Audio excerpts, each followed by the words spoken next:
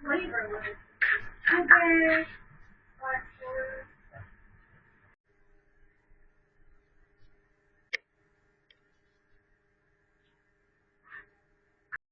naghahanap ng CCTV, isa to sa mga pwede nyo pagpilian.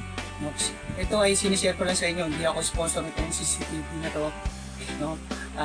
Napakaganda ng video nito, kahit madilim, kitang-kita pa rin. Kaya yung mga masasamang loob dyan, diyan kayo. Kaya, saka meron din sa kasamang memory card na 128.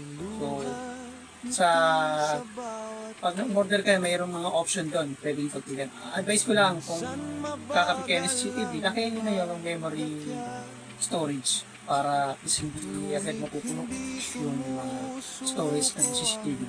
Okay? Tapos isa pa, meron siyang kasama na UPS. Kapag nag-run out, hindi agad mamamatay yung CCTV, no? Tuloy-tuloy pa rin yung recording ng CCTV camera. Okay?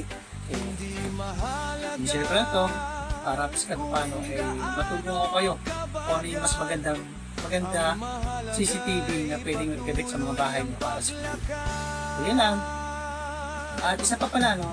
Itong camera ito ay pwede yung access or monitor sa Android nyo using may application kasi ito na i-install mo para sa kahit saan man kayo o nasa ibang bansa kayo o nasa ibang lugar kayo, basta may internet kayo at nakakonect sa internet, ma-access nyo o ma-monitor nyo yung bahay nyo. Okay? So dual camera to, ito sa taas ay nakapix to, yung sa baba ito yung pwede nyo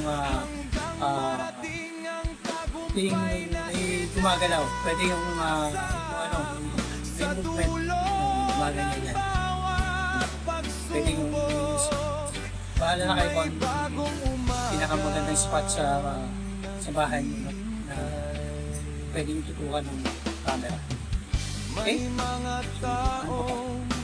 Yun lang, napakaganda nito. Yung masabi ko, napakaganda. Napakasulit, malinaw, kahit gabay malinaw.